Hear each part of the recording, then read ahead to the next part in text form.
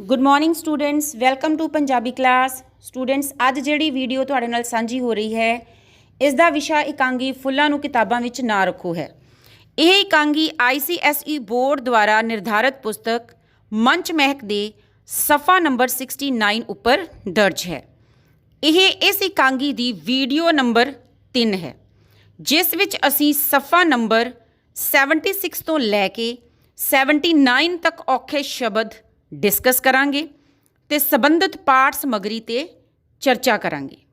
पर अगले काम तो पहला असीं पिछलियां 2 वीडियोज़ दे काम नूं दोहरावांगे। डियर स्टूडेंट्स, असीं पिछलियां 2 वीडियोज़ विच पढ़ चुके हाँ कि इकांगी फुल्लां नूं किताबां विच ना रखो विच निक्की बहुत परेशान होई होमवर्क कर रही हुंदी है। वो एक काम मुका के दूजा विशा करन लग जाती है। फिर मम्मी उसनूं मैथ्स टैसट की तैयारी करन लई ते पापा उसनूं इंग्लिश की ट्यूशन रखण लई समझाउंदे हन। फिर मम्मी पापा निक्की नूं पढ़न ते घर दा ध्यान रखण लई कह के शर्मा अंकल दे घर चले जांदे हन। इस तो बाद विक्की ट्यूशन पढ़ के घर आउंदा है ते मम्मी पापा की हदायत अनुसार दोवें पढ़ाई करन लग जांदे हन। फिर जेडी का प्रवेश हुंदा है। वो निक्की ते विक्की दे ज़्यादा पढ़न ते व्यंग कसदा है। निक्की विक्की स्पष्ट करते हैं कि वो मम्मी पापा दे थप्पड़ां तो डरदे पढ़ते हैं। फिर जेडी उन्हां नूं बस्तावादी नीति के खिलाफ मीटिंग करन लई कहंदा है। फिर सारे बच्चे इकट्ठे होके कानफ्रेंस करते हैं। जेडी भारी बस्तियां कारण बच्चियां दी जिंदगी विच आ रही समस्यावां बारे बोलदा है।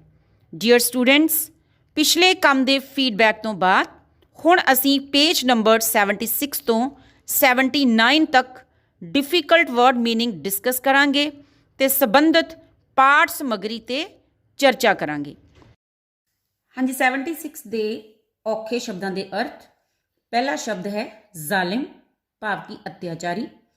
धक्केशाही, वधीकी। आगू तो भाव है नेता। अगला शब्द है डिमांड, जिसका अर्थ है मांग। हक, अधिकार। नेक्स्ट वर्ड है सीरियस, भाव की गंभीर। नाउ पेज नंबर 77, बीमारी का अर्थ है रोग। अगला शब्द है मायूस, भाव की निराश। नकल ला के, सांग ला के। किश्त, लड़ी। आइडिया का अर्थ है विचार जां फिर ख्याल, ढंग जां तरीका। पेज नंबर 78, पल्ले पिया ही रहना, भाव की खहड़ा ना छुटना। वधीक, वध जां फिर ज्यादा। कद, कद तो भाव है शरीर की लंबाई जां शरीर। कमाए लोको, भाव की कीते गए। मारिए मत्था, सिर खपाई करनी। अगला शब्द है बिना सरना नहीं, भाव की गुजारा ना होना। स्यापा पाया, मुसीबत पाई हुई।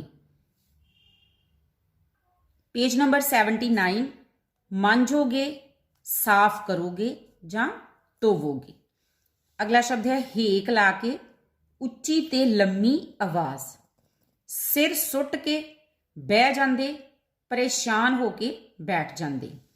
अगला शब्द है पंगा लेना, भाव की मुसीबत सहेड़नी, आप मुसीबत मुल लैनी। मत दे के, अकल दे के जां फिर समझा के। अकल टिकाने आवे, होश जां समझ आउणी। लास्ट शब्द है विच्चे ही रह गया, भाव की अधूरा रह गया। हाँ जी, हुण असीं 76 पेज की रीडिंग स्टार्ट करांगे। ते जे असीं अजिहा करन दी कोशिश करते हाँ तो सानू नलायक किया जाता है। थप्पड़ मारे जाते हैं तो जेब खर्च भी बंद कर दिता जाता है। फिर बच्चे शीम शीम का शोर मचाते हैं।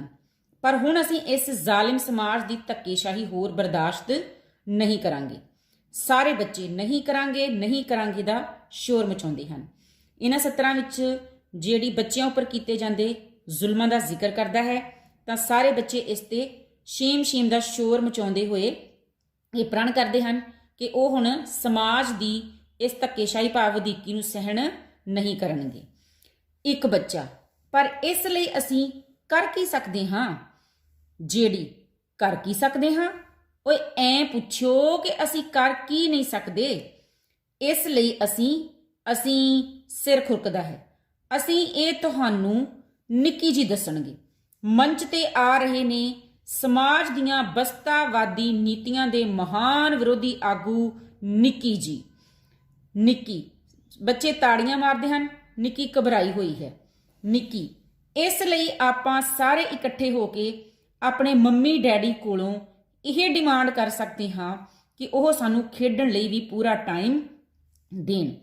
ਹੁਣ ਇੱਕ ਬੱਚਾ ਇੱਥੇ ਇਹ ਸਵਾਲ ਕਰਦਾ ਹੈ ਕਿ ਆਖਰ ਉਹ ਆਪਣੇ ਤੇ ਹੋ ਰਹੇ ਜ਼ੁਲਮਾਂ ਨੂੰ ਕਿਵੇਂ ਰੋਕ ਸਕਦੇ ਹਨ? ਤਾਂ ਜਿਹੜੀ ਇਸ ਸਵਾਲ ਦੇ ਜਵਾਬ ਦੀ ਜ਼ਿੰਮੇਵਾਰੀ ਨਿੱਕੀ ਦੇ ਉੱਪਰ ਸੁੱਟ ਦਿੰਦਾ ਹੈ। ਨਿੱਕੀ ਘਬਰਾਈ ਹੋਈ ਸਾਹਮਣੇ ਆਉਂਦੀ ਹੈ ਤੇ ਉਹ ਇਹ ਜ਼ਾਹਿਰ ਕਰਦੀ ਹੈ ਕਿ ਉਹ ਆਪਣੇ ਮੰਮੀ ਡੈਡੀ ਕੋਲੋਂ ਖੇਡਣ ਦੇ ਸਮੇਂ ਦੀ ਮੰਗ ਕਰ ਸਕਦੀ ਹਨ। ਜਿਹੜੀ ਡਿਮਾਂਡ ਕਰ ਸਕਦੇ ਹਾਂ। ਓਏ ਹੱਕ ਮੰਗਿਆ ਨਹੀਂ ਮਿਲਦੇ। ਹੱਕਾਂ ਲਈ ਸਟਰਗਲ ਕਰਨਾ ਪੈਂਦਾ ਹੈ, ਲੜਨਾ ਪੈਂਦਾ ਹੈ, ਹੜਤਾਲਾਂ ਕਰਨੀਆਂ ਪੈਂਦੀਆਂ ਨੇ ਤੇ ਨਾਅਰੇ ਲਗਾਉਣੇ ਪੈਂਦੇ ਨੇ। ਡਿਮਾਂਡ ਕੀਤਿਆਂ ਕੁਝ ਨਹੀਂ ਬਣਨਾ। ਇਸ ਲਈ ਬੋਲੋ ਮੇਰੇ ਨਾਲ। ਇਕੱਲਾ ਹੀ ਨਾਅਰੇ ਲਗਾਉਂਦਾ ਹੈ। ਮਨੋਰੰਜਨ ਸਾਡਾ ਹੱਕ ਹੈ, ਹੱਕ ਹੈ, ਹੱਕ ਹੈ। ਖੇਡਣ ਤੋਂ ਸਾਨੂੰ ਰੋਕੇ ਜੋ ਮੰਮੀ ਹੈ ਨਿਕੰਮੀ ਉਹ। ਓਏ ਯਾਰ ਬੋਲੋ ਖਾਂ। ਪਰ ਸਾਰੇ ਬੱਚੇ ਹੱਸਦੇ ਹਨ। ਹੁਣ ਇੱਥੇ ਜਿਹੜੀ ਨਿੱਕੀ ਦੀ ਗੱਲ ਨੂੰ ਨਕਾਰ ਦਿੰਦਾ ਹੈ ਕਿ ਮੰਗਣ ਨਾਲ ਕੁਝ ਵੀ ਨਹੀਂ ਮਿਲਦਾ, ਜਦਕਿ ਅਧਿਕਾਰਾਂ ਵਾਸਤੇ ਲੜਨਾ ਪੈਂਦਾ ਹੈ, ਜੂਝਣਾ ਪੈਂਦਾ ਹੈ। ਤੇ ਫਿਰ ਆਪਣੇ ਅਧਿਕਾਰਾਂ ਦੇ ਸਬੰਧ ਵਿੱਚ ਨਾਅਰੇ ਲਗਾਉਂਦਾ ਹੈ, ਜਿਸ ਨੂੰ ਸੁਣ ਕੇ ਸਾਰੇ ਬੱਚੇ ਹੱਸਣ ਲੱਗ ਪੈਂਦੇ ਹਨ। ਵਿੱਕੀ। ਦੇਖੋ ਬਈ, ਇਸ ਤਰ੍ਹਾਂ ਹੱਸਣ ਨਾਲ ਆਪਣੀ ਗੱਲ ਨਹੀਂ ਬਣਨੀ। ਆਪਾਂ ਨੂੰ ਸੀਰੀਅਸ ਹੋ ਕੇ ਕੁਝ ਸੋਚਣਾ ਪੈਣਾ ਹੈ। ਆਪਾਂ ਭਾਵੇਂ ਇਕੱਠੇ ਹੋ ਕੇ ਵੀ ਕਹੀਏ, ਖੇਡਣ ਲਈ ਆਪਾਂ ਨੂੰ ਵੱਧ ਟਾਈਮ ਕਿਸੇ ਨੇ ਨਹੀਂ ਦੇਣਾ ਤੇ ਆਪਾਂ ਆਪਣੇ ਮੰਮੀ ਪਾਪਾ ਨਾਲ ਲੜ ਵੀ ਨਹੀਂ ਸਕਦੇ। ਚੰਗੇ ਐ ਮਾੜੇ ਹੈ ਤਾਂ ਸਾਡੇ ਮੰਮੀ ਪਾਪਾ। ਇੱਕ ਬੱਚਾ। ਫਿਰ ਅਸੀਂ ਕਰ ਕੀ ਸਕਦੇ ਹਾਂ? ਇੱਕ ਹੋਰ ਬੱਚਾ। ਕਿਉਂ ਨਾ ਆਪਾਂ ਇਕੱਠੇ ਹੋ ਕੇ ਆਪਣੇ ਟੀਚਰਾਂ ਨੂੰ ਆਖੀਏ ਕਿ ਉਹ ਸਾਨੂੰ ਥੋੜਾ ਹੋਮਵਰਕ ਦਿਆ ਕਰਨ ਤਾਂ ਕਿ ਸਾਨੂੰ ਖੇਡਣ ਲਈ ਵੀ ਟਾਈਮ ਮਿਲ ਸਕੇ।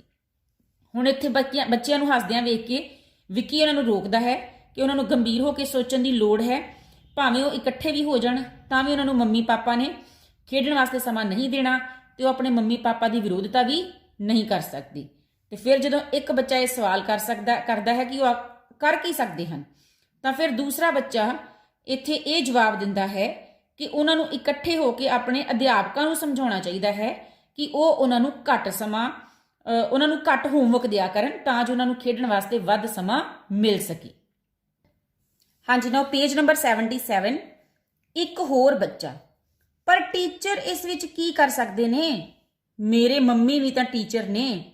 ਮੈਂ ਉਹਨਾਂ ਨੂੰ ਇੱਕ ਦਿਨ ਕਿਹਾ ਵੀ ਸੀ, ਪਰ ਉਹ ਕਹਿੰਦੇ ਸਾਰੇ ਸਕੂਲ ਹੀ ਦਿੰਦੇ ਨੇ, ਇਸ ਲਈ ਸਾਨੂੰ ਵੀ ਦੇਣਾ ਹੀ ਪੈਂਦਾ ਹੈ। ਪਹਿਲਾ ਬੱਚਾ। ਪਰ ਸਾਰੇ ਸਕੂਲ ਇੰਨਾ ਹੋਮਵਰਕ ਕਿਉਂ ਦਿੰਦੇ ਨੇ? ਜਿਹੜੀ। ਮੈਨੂੰ ਲੱਗਦਾ ਹੈ ਸਾਰੇ ਸਕੂਲਾਂ ਨੂੰ ਹੋਮਵਰਕ ਦੇਣ ਦੀ ਕੋਈ ਬਿਮਾਰੀ ਹੈ। ਸਾਰੇ ਬੱਚੇ ਹੱਸਦੇ ਹਨ। ਹੁਣ ਇੱਥੇ ਇੱਕ ਬੱਚਾ ਆਪਣੇ ਟੀਚਰਾਂ ਦੇ ਹੱਕ ਵਿੱਚ ਬੋਲਦਾ ਹੈ ਕਿ ਉਸਦੇ ਮਾਂ ਜਾਂ ਉਸਦੇ ਮੰਮੀ ਵੀ ਅਧਿਆਪਕ ਹਨ ਤੇ ਇਸ ਕਰਕੇ ਅਧਿਆਪਕਾਂ ਨੂੰ ਜ਼ਿਆਦਾ ਹੋਮਵਰਕ ਦੇਣਾ ਪੈਂਦਾ ਹੈ ਕਿਉਂਕਿ ਸਕੂਲਾਂ ਵਾਲੇ ਉਹਨਾਂ ਨੂੰ ਕਹਿੰਦੇ ਹਨ। ਫਿਰ ਦੂਸਰਾ ਬੱਚਾ ਸਵਾਲ ਕਰਦਾ ਹੈ ਕਿ ਆਖਰ ਸਕੂਲਾਂ ਵਾਲੇ ਬੱਚਿਆਂ ਨੂੰ ਇੰਨਾ ਜ਼ਿਆਦਾ ਹੋਮਵਰਕ ਕਿਉਂ ਦਿੰਦੇ ਹਨ? ਤਾਂ ਜਿਹੜੀ ਗੱਲ ਨੂੰ ਹਾਸੇ ਵਿੱਚ ਪਾਉਂਦਾ ਹੋਇਆ ਕਹਿੰਦਾ ਹੈ ਕਿ ਸ਼ਾਇਦ ਸਕੂਲਾਂ ਵਾਲਿਆਂ ਨੂੰ ਹੋਮਵਰਕ ਦੇਣ ਦੀ ਕੋਈ ਬਿਮਾਰੀ ਲੱਗੀ ਹੋਈ ਹੈ। ਇਸ ਤਰ੍ਹਾਂ ਸਾਰੇ ਬੱਚੇ ਹੱਸ ਪੈਂਦੇ ਹਨ। ਨਿੱਕੀ। ਇਸ ਦਾ ਮਤਲਬ ਸਾਡੇ ਮੰਮੀ ਪਾਪਾ, ਸਾਡੇ ਟੀਚਰ ਤੇ ਸਕੂਲਾਂ ਨੂੰ ਚਲਾਉਣ ਵਾਲੇ ਸਾਰੇ ਲੋਕਾਂ ਨੂੰ ਜਾ ਕੇ ਸਮਝਾਉਣਾ ਪਏਗਾ ਤਾਂ ਜਾ ਕੇ ਸਾਡਾ ਹੋਮਵਰਕ ਘੱਟ ਹੋਊਗਾ। ਫਿਰ ਨਿੱਕੀ ਇਹ ਗੱਲਾਂ ਸੁਣ ਕੇ ਨਿਚੋੜ ਕੱਢਦੀ ਹੈ ਕਿ ਉਹਨਾਂ ਨੂੰ ਮੰਮੀ ਪਾਪਾ, ਅਧਿਆਪਕਾਂ ਤੇ ਸਕੂਲਾਂ ਨੂੰ ਚਲਾਉਣ ਵਾਲਿਆਂ ਨੂੰ ਹੀ ਜਾ ਕੇ ਸਮਝਾਉਣਾ ਪਵੇਗਾ ਤੇ ਉਹਨਾਂ ਦੇ ਸਮਝਾਉਣ ਤੇ ਹੀ ਸ਼ਾਇਦ ਉਹ ਉਹਨਾਂ ਦਾ ਹੋਮਵਰਕ ਘਟਾ ਦੇਣ। ਇੱਕ ਬੱਚਾ। ਪਰ ਇੰਨੇ ਸਾਰੇ ਲੋਕਾਂ ਨੂੰ ਕਿਵੇਂ ਸਮਝਾਵਾਂਗੇ ਜਾ ਕੇ? ਇੱਕ ਹੋਰ ਬੱਚਾ। ਨਾਲੇ ਉਹ ਕਿਹੜਾ ਬੱਚੇ ਨੇ ਕਿ ਇੱਕ ਵਾਰੀ ਸਮਝਾਇਆ ਸਮਝ ਜਾਣਗੇ? ਵੱਡੇ ਨੇ, ਇੱਕ ਗੱਲ ਦੀਆਂ 100 ਗੱਲਾਂ ਕਰਨਗੇ ਅੱਗੋਂ। ਇੱਕ ਹੋਰ ਬੱਚਾ। ਇਸ ਦਾ ਮਤਲਬ ਸਾਡੀ ਸਮੱਸਿਆ ਕਦੇ ਵੀ ਹੱਲ ਨਹੀਂ ਹੋਣੀ। ਕਈ ਬੱਚੇ ਓ ਨੋ, ਬੱਚੇ ਮੱਥੇ ਤੇ ਹੱਥ ਮਾਰ ਕੇ ਮਾਯੂਸ ਹੋ ਕੇ ਬੈਠ ਜਾਂਦੇ ਹਨ।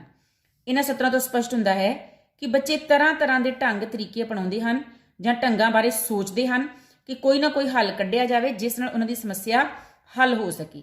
ਪਰ ਜਦੋਂ ਉਹਨਾਂ ਨੂੰ ਕੋਈ ਵੀ ਨਤੀਜਾ ਨਜ਼ਰ ਨਹੀਂ ਆਉਂਦਾ ਤਾਂ ਉਹ ਨਿਰਾਸ਼ ਹੋ ਕੇ ਬੈਠ ਜਾਂਦੇ ਹਨ। ਜੇਡੀ ਅਚਾਨਕ, ਕਿਉਂ ਨਾ ਆਪਾਂ ਐਂ ਕਰੀਏ, ਸਾਰੇ ਉਤਸ਼ਾਹ ਨਾਲ। ਕੀ? ਜੇਡੀ, ਦੇਖੋ, ਜਦੋਂ ਆਪਾਂ ਪੜ੍ਹਦੇ ਹਾਂ ਜਾਂ ਹੋਮਵਰਕ ਕਰਦੇ ਹਾਂ ਤਾਂ ਮੰਮੀਆਂ ਕਿਹੜਾ ਸਾਡੇ ਨਾਲ ਬੈਠੀਆਂ ਰਹਿੰਦੀਆਂ ਨੇ। ਇੱਕ ਬੱਚਾ, ਨਾਲ ਸੈਰਾਂ ਕਰਦੀਆਂ ਨੇ, ਸੈਰਾਂ, ਨਕਲ ਲਾ ਕੇ, ਮੈਂ ਜ਼ਰਾ ਮੋਨਾ ਆਂਟੀ ਦੇ ਘਰ ਜਾ ਰਹੀ ਹਾਂ। ਇੱਕ ਹੋਰ, ਮੇਰੇ ਮੰਮੀ ਤਾਂ ਮੈਨੂੰ ਲਾ ਕੇ ਨਾ ਕੰਮ ਤੇ ਆਪ ਜਾ ਕੇ ਟੀਵੀ ਦੇਖਣ ਲੱਗ ਜਾਂਦੇ ਨੇ, ਨਕਲ ਲਾ ਕੇ, ਘਰ ਇੱਕ ਮੰਦਰ ਦੀ ਅਗਲੀ ਕਿਸ਼ਤ ਆਉਣੀ ਹੈ। ਹੁਣ ਇਹਨਾਂ ਸਤਰਾਂ ਦੇ ਵਿੱਚ ਜਦੋਂ ਜੇਡੀ ਬੱਚਿਆਂ ਨੂੰ ਇਹ ਆਈਡੀਆ ਦਿੰਦਾ ਹੈ ਕਿ ਜਦੋਂ ਉਹਨਾਂ ਦਾ ਹੋਮਵਰਕ ਹੋ ਰਿਹਾ ਹੁੰਦਾ ਹੈ ਤਾਂ ਉਸ ਵਕਤ ਉਹਨਾਂ ਦੀਆਂ ਮੰਮੀਆਂ ਉਹਨਾਂ ਦੇ ਨਾਲ ਬੈਠੀਆਂ ਨਹੀਂ ਹੁੰਦੀਆਂ, ਤਾਂ ਬਾਕੀ ਬੱਚੇ ਉਸ ਦੀ ਗੱਲ ਵਿੱਚ ਹਾਮੀ ਭਰਦੇ ਹਨ ਕਿ ਹਾਂ, ਉਹਨਾਂ ਦੀਆਂ ਮੰਮੀਆਂ ਕੋਈ ਸੈਰ ਕਰਨ ਚਲੇ ਜਾਂਦੀ ਹੈ ਤੇ ਕੋਈ ਟੀਵੀ ਵੇਖਣ ਲੱਗ ਪੈਂਦੀ ਹੈ। ਜੇਡੀ, ਬਸ ਫਿਰ ਆਪਾਂ ਐਂ ਕਰਦੇ ਹਾਂ ਕਿ ਆਪਣੀ ਆਪਣੀ ਮੰਮੀ ਦੇ ਗਲੇ ਵਿੱਚ ਘੰਟੀ ਬੰਨ੍ਹ ਦਿੰਨੇ ਹਾਂ। ਜਦੋਂ ਹੀ ਘੰਟੀ ਦੀ ਆਵਾਜ਼ ਸੁਣੇ, ਪੜਨ ਲੱਗ ਗਏ, ਅੱਗੇ ਪਿੱਛੇ ਖੇਡੀ ਜਾਓ।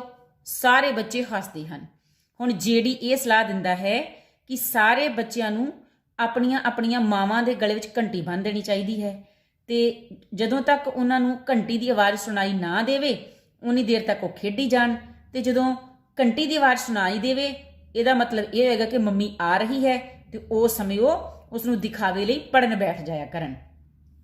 ਸਾਰੇ ਬੱਚੇ ਇਸ ਸਲਾਹ ਨੂੰ ਸੁਣ ਕੇ ਬੜਾ ਖੁਸ਼ ਹੁੰਦੇ ਹਨ। ਵਿੱਕੀ, ਆਈਡੀਆ ਤਾਂ ਵਧੀਆ ਹੈ, ਪਰ ਸਾਰੇ, ਪਰ ਕੀ? ਵਿੱਕੀ ਗਾਉਂਦਾ ਹੋਇਆ, ਮੰਮੀ ਦੇ ਗਲੇ ਵਿੱਚ ਘੰਟੀ ਬੰਨੂਗਾ ਕੌਣ? ਹੁਣ ਇੱਥੇ ਵਿੱਕੀ ਸਾਰਿਆਂ ਦੇ ਸਾਹਮਣੇ ਇਹ ਵਿਚਾਰ ਰੱਖ ਦਿੰਦਾ ਹੈ ਕਿ ਖਿਆਲ ਤਾਂ ਜੇਡੀ ਦਾ ਵਧੀਆ ਹੈ, ਪਰ ਇਹ ਅਮਲ ਵਿੱਚ ਕਿਵੇਂ ਆਏਗਾ? ਕਿਉਂਕਿ ਕਿਹਦੇ ਵਿੱਚ ਹਿੰਮਤ ਹੈ ਕਿ ਆਪਣੀ ਮੰਮੀ ਦੇ ਗਲੇ ਵਿੱਚ ਘੰਟੀ ਬੰਨ੍ਹ ਸਕੇ। ਨਾਓ ਪੇਜ ਨੰਬਰ 78। ਜੇਡੀ ਗਾਉਂਦਾ ਹੋਇਆ, ਘੰਟੀ ਬੰਨੂ ਉਹੀ ਜਿਸ ਦੀ ਸ਼ਾਮਤ ਆਈ ਹੋ। ਨਿੱਕੀ, ਸੋਚ ਸੋਚ ਕੇ ਹਾਰੇ, ਲੱਭਿਆ ਕੋਈ ਨਾ ਰਸਤਾ, ਸਾਡੇ ਪੱਲੇ ਪਿਆ ਹੀ ਰਹਿਣਾ ਭਾਰੀ ਬਸਤਾ। ਸਾਰੇ, ਹਾਂਜੀ ਭਾਰਾ ਬਸਤਾ। ਹੁਣ ਬਕਾਇਦਾ ਰਿਦਮ ਨਾਲ ਗੀਤ ਸ਼ੁਰੂ ਹੁੰਦਾ ਹੈ। ਨਿੱਕੀ, ਵਿੱਕੀ ਤੇ ਜੇਡੀ ਇਸ ਗੀਤ ਦੇ ਪ੍ਰਮੁੱਖ ਹਨ ਤੇ ਬਾਕੀ ਬੱਚੇ ਕੋਰਸ ਤੇ ਸਹਾਇਕ ਦੇ ਰੂਪ ਵਿੱਚ। ਇੱਕ ਜਾਂ ਇੱਕ ਤੋਂ ਵਧੇਕ ਬਸਤੇ ਵੀ ਮਨੁੱਖੀ ਰੂਪ ਵਿੱਚ ਇਸ ਗੀਤ ਵਿੱਚ ਸ਼ਾਮਲ ਹੁੰਦੇ ਹਨ।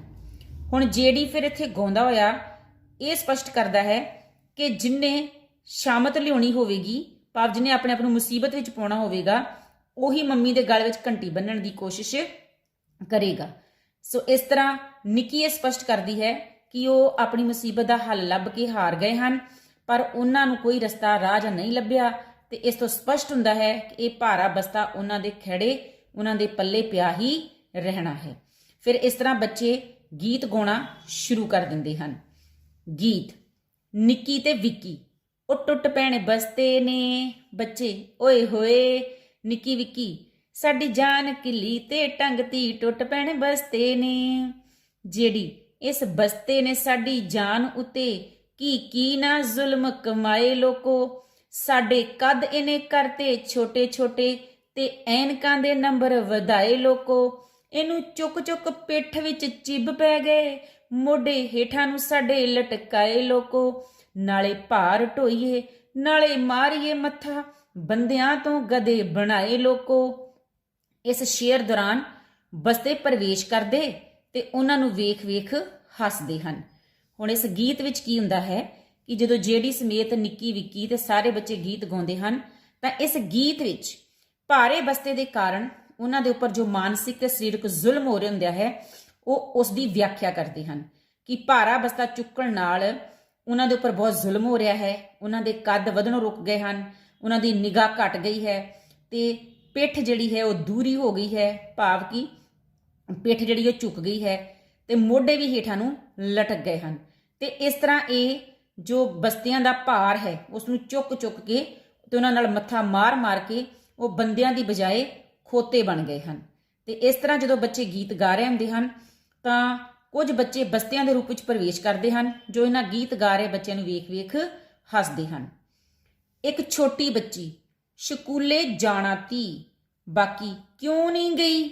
ਛੋਟੀ ਬੱਚੀ ਮੋਤਾ ਬਸਤਾ ਵੇਖ ਕੇ ਡਲ ਗਈ, ਸਕੂਲੇ ਜਾਣਾ ਤੀ। ਜਿਹੜੀ ਹੋ ਲੱਤ ਭੰਨੋ ਬਸਤੇ ਦੀ, ਸਾਰੇ ਭੰਨੋ, ਸਾਰੇ ਗੁੱਸੇ ਨਾਲ ਬਸਤੇ ਨੂੰ ਘੇਰਦੇ ਹਨ। ਜਿਹੜੀ ਹੋ ਖੂਹ 'ਚ ਸੁੱਟੋ ਬਸਤੇ ਨੂੰ, ਸਾਰੇ ਸੁੱਟੋ। ਜਿਹੜੀ ਨਿੱਕੀ ਜਿਹੀ ਜਾਨ ਨੂੰ ਸਿਆਪਾ ਪਾਇਆ, ਪਰੇ ਸੁੱਟੋ ਬਸਤੇ ਨੂੰ। ਬਸਤਾ ਹੋ ਮੇਰੇ ਬਿਨਾ ਸਰਨਾ ਨਹੀਂ। ਹੁਣ ਇੱਥੇ ਇੱਕ ਛੋਟੀ ਜੀ ਬੱਚੀ ਦਾ ਪ੍ਰਵੇਸ਼ ਹੁੰਦਾ ਹੈ ਜੋ ਤੋਤਲੀ ਜ਼ਬਾਨ ਵਿੱਚ ਬੋਲਦੀ ਹੈ ਕਿ ਉਸਨੇ ਸਕੂਲ ਜਾਣਾ ਸੀ ਪਰ ਉਹ ਬਸਤਾ ਵੇਖ ਕੇ ਹੀ ਡਰ ਗਈ ਹੈ। ਫਿਰ ਸਾਰੇ ਬੱਚੇ ਜਿਹੜੀ ਸਮੇਂ ਤੇ ਕਹਿੰਦੇ ਹਨ ਕਿ ਉਹ ਬਸਤੇ ਦੀ ਲੱਤ ਭੰਨਣ ਤੇ ਉਸ ਨੂੰ ਖੂਹ ਵਿੱਚ ਸੁੱਟ ਦੇਣ, ਕਿਉਂਕਿ ਇਸ ਭਾਰੇ ਬਸਤੇ ਨੇ ਉਸ ਨਿੱਕੀ ਜਿਹੀ ਜਾਨ ਨੂੰ ਮੁਸੀਬਤ ਵਿੱਚ ਪਾਇਆ ਹੋਇਆ ਹੈ। ਬੱਚਿਆਂ ਦੀ ਇਹ ਗੱਲ ਸੁਣ ਕੇ ਬਸਤਾ ਆਪਣਾ ਪੱਖ ਪੂਰਦਾ ਹੈ ਕਿ ਬਸਤੇ ਤੋਂ ਬਿਨਾਂ ਉਹਨਾਂ ਦਾ ਗੁਜ਼ਾਰਾ ਨਹੀਂ ਹੋਵੇਗਾ। ਹਾਂਜੀ, ਨਾਓ ਪੇਜ ਨੰਬਰ 79। ਸਾਰੇ ਭਲਾ ਕਿਉਂ। ਬਸਤਾ ਨਾ ਪੜੋਗੇ ਤਾਂ ਮਾਂਜੋਗੇ ਭਾਂਡੇ, ਹੋ ਮੇਰੇ ਬਿਨਾ ਸਰਨਾ ਨਹੀਂ। ਹੋ ਮਿਲੀ ਨਾ ਜੇ ਇਹ ਵੀ ਨੌਕਰੀ, ਵਿੱਕੀ ਭਾਂਡੇ ਮਾਂਜਣ ਦੀ। ਬਸਤਾ ਹਾਂ, ਹੋ ਮਿਲੀ ਨਾ ਜੇ ਇਹ ਵੀ ਨੌਕਰੀ, ਸਾਰੇ ਹਾਂ ਫੇਰ। ਬਸਤਾ ਹੋ ਗਲੀ ਗਲੀ ਵੇਚੋਗੇ ਆਲੂ ਗੰਢੇ, ਹੋ ਮਿਲੀ ਨਾ ਜੇ ਇਹ ਵੀ ਨੌਕਰੀ। ਛੇੜਦਾ ਹੋਇਆ ਹੇਕ ਲਾ ਕੇ, ਆ ਆਲੂ ਲੈ, ਗੰਢੇ ਲੈ, ਗੋਭੀ ਲੈ, ਟਿੰਡੇ ਲੈ, ਕੱਦੂ ਲੈ, ਭਿੰਡੀ ਲੈ, ਹਰੀ ਮਿਰਚ ਤੇ ਧਨੀਆ ਵੀ ਹੈ ਬਈ। ਗਾਉਂਦਾ ਹੋਇਆ ਜਾਂਦਾ ਹੈ। ਸਾਰੇ ਬੱਚੇ ਫੇਰ ਸਿਰ ਸੁੱਟ ਕੇ ਬਹਿ ਜਾਂਦੇ ਹਨ। ਹੁਣ ਇਹਨਾਂ ਸਤਰਾਂ ਵਿੱਚ ਬਸਤਾ ਆਪਣੀ ਅਹਿਮੀਅਤ ਦਰਸਾਉਂਦਾ ਹੈ ਕਿ ਜੇਕਰ ਬੱਚੇ ਬਸਤੇ ਵਿਚਲੀਆਂ ਕਿਤਾਬਾਂ ਨੂੰ ਨਹੀਂ ਪੜ੍ਹਨਗੇ ਤਾਂ ਉਹ ਕੇਵਲ ਭਾਂਡੇ ਮਾਂਜਣ ਜੋਗੇ ਹੀ ਰਹਿ ਜਾਣਗੇ, ਤੇ ਜੇਕਰ ਉਹਨਾਂ ਨੂੰ ਭਾਂਡੇ ਮਾਂਜਣ ਦੀ ਨੌਕਰੀ ਵੀ ਨਾ ਮਿਲੀ ਤਾਂ ਉਹਨਾਂ ਨੂੰ ਗਲੀ ਗਲੀ ਸਬਜ਼ੀਆਂ ਵੇਚਣੀਆਂ ਪੈ ਸਕਦੀਆਂ ਹਨ, ਭਾਵ ਕਿ ਪੜ੍ਹਾਈ ਤੋਂ ਬਿਨਾਂ ਉਹਨਾਂ ਦਾ ਗੁਜ਼ਾਰਾ ਮੁਸ਼ਕਲ ਹੋਵੇਗਾ। ਸੋ ਬਸਤੇ ਦੀਆਂ ਇਹ ਗੱਲਾਂ ਸੁਣ ਕੇ ਬੱਚੇ ਪਰੇਸ਼ਾਨ ਤੇ ਨਿਰਾਸ਼ ਹੋ ਜਾਂਦੇ ਹਨ। ਇੱਕ ਬੱਚਾ, ਮੈਨੂੰ ਤਾਂ ਪਹਿਲਾਂ ਹੀ ਪਤਾ ਸੀ ਕਿ ਇਹਨਾਂ ਮੀਟਿੰਗਾਂ ਸ਼ੀਟਿੰਗਾਂ ਨਾਲ ਕੁਝ ਨਹੀਂ ਬਣਨਾ ਤੇ ਸਾਨੂੰ ਇੰਨਾ ਹੋਮਵਰਕ ਕਰਨਾ ਹੀ ਪੈਣਾ। ਚਲੋ ਚੱਲ ਕੇ ਆਪੋ ਆਪਣਾ ਕੰਮ ਕਰੀਏ। ਸਾਰੇ ਤੁਰਦੇ ਹਨ ਤੇ ਗੱਲਾਂ ਕਰਦੇ ਹਨ। ਹੁਣ ਬਸਤੇ ਦੀਆਂ ਗੱਲਾਂ ਸੁਣ ਕੇ ਬੱਚਿਆਂ ਦਾ ਮਨ ਜਦੋਂ ਨਿਰਾਸ਼ ਹੋ ਜਾਂਦਾ ਹੈ ਤੇ ਇੱਕ ਬੱਚਾ ਨਿਰਾਸ਼ਤਾ ਦੀ ਹਾਲਤ ਵਿੱਚ ਕਹਿੰਦਾ ਹੈ ਕਿ ਉਹਨੂੰ ਤਾਂ ਪਹਿਲਾਂ ਹੀ ਜ਼ਾਹਿਰ ਸੀ ਕਿ ਇਸ ਤਰ੍ਹਾਂ ਦੀਆਂ ਮੀਟਿੰਗਾਂ ਸ਼ੀਟਿੰਗਾਂ ਕਰਨ ਨਾਲ ਉਹਨਾਂ ਦੀ ਸਮੱਸਿਆ ਹੱਲ ਨਹੀਂ ਹੋਵੇਗੀ, ਤੇ ਫਿਰ ਸਾਰੇ ਬੱਚੇ ਗੱਲਾਂ ਕਰਦੇ ਕਰਦੇ ਤੁਰ ਪੈਂਦੇ ਹਨ।